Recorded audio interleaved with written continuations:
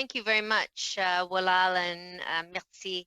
I have a question. I believe probably the Deputy Minister, Kwan Watson, might be best to answer this. But as you know, Minister, or Deputy Minister, 20 years ago, the Marshall decision here in Nova Scotia reaffirmed the treaty right of the Mi'kmaq people to fish in pursuit of a moderate livelihood. And the dialogue has been part of how we are working towards its implementation, and we need to continue this dialogue, which I believe is now ongoing with the chiefs and with the ministers of fishery and also Crown Indigenous relations. So our government has made a commitment to redefine the relationship between the Crown and Indigenous peoples, and we underscored that in our speech from this throne. So how do you feel we can move forward best with this to reaffirm the Supreme Court of Canada decision and try to implement this in the quickest and best way possible for the Mi'kmaq people of Nova Scotia? Thank you very much for the question, and I'll just point of order, Chair. Yes, what is your point of order? Chair, this is a study on COVID. I know that the ministers are going to be coming back for estimates, which is a more flexible point of order, subject. Mr. Speaker. Mr. Chair, so I would just order. sort of ask the relevance of the treaty to the issue of COVID. Thank you. Point of order. We can't interrupt a point of order that's being spoken to. But okay. Now it's you can address the matter. Yes, actually, I wasn't quite finished. I was going to ask him this, and then I'm continuing on with my questioning. But this is very important for Nova Scotia right now. We are in a pandemic, and people are gathering as we speak. And Mr. Chair, I would like to continue with this question and have the Deputy Minister answer, so I can continue. Thank you very much. Okay, Ms. Zan, I take the point on relevance. So. But I'll let you continue because we're running very late into our time, and we need to respect our witnesses. Go ahead. So, Mr. Chair, would you like me to answer that question? I'm sorry, I just want to be clear. Go ahead. Sure. Okay. Well, I think that first of all, it is a 21-year-old Supreme Court decision. Obviously, the rule of law requires that we respect decisions of the Supreme Court. The Supreme Court has also said in the past that we're all here to stay. And I think those relationships are incredibly important. We develop those relationships by having conversation, by understanding each other. Canada has a very long history of taking on very challenging and difficult questions. And I think this is another instance where we require all of those skill sets. We require all of that patience. We require all of that goodwill to make good on finding a solution for yet another challenging circumstances. But we can lead through talking, we can lead through listening, and we can lead through acting. Thank you very much for that. And my next question is actually about the health of the people here in Nova Scotia. We've done very well in our bubble, and one of the things I'm wondering is why are cases rising in other parts of Canada in Indigenous communities?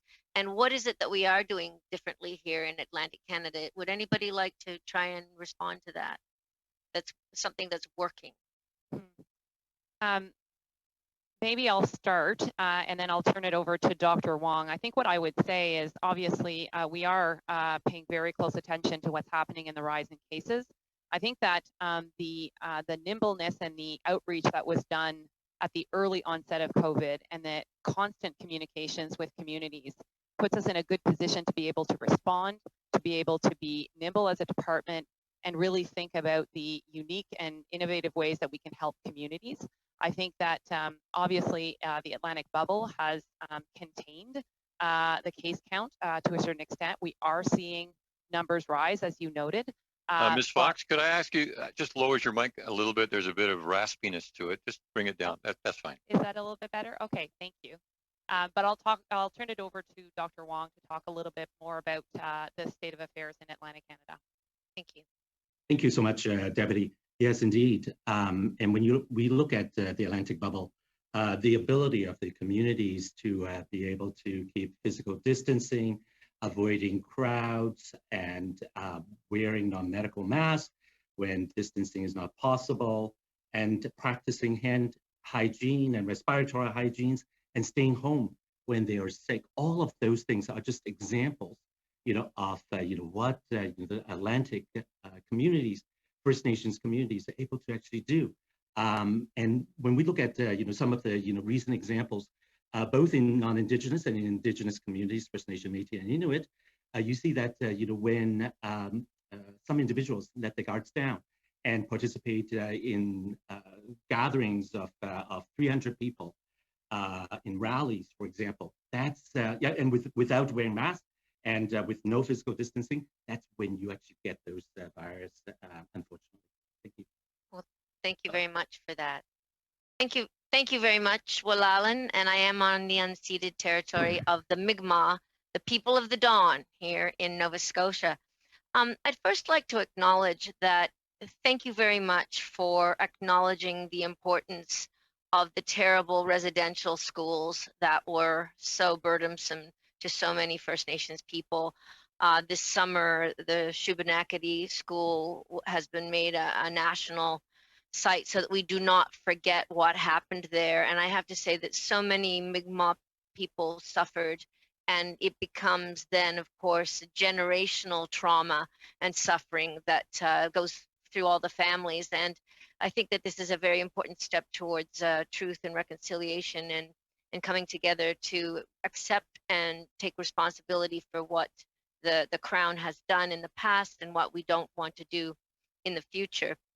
And I'm curious when, in fact, we will be introducing, for instance, the United Nations Declaration on the Rights of Indigenous People, because I believe that this once again will reconfirm our commitment to ensuring self-determination between the First Nations, the Inuit, the Métis, and how central that is to our nation-to-nation Inuit Crown and government-to-government relationship. And I'm just wondering, Minister Bennett, would you like to address that issue?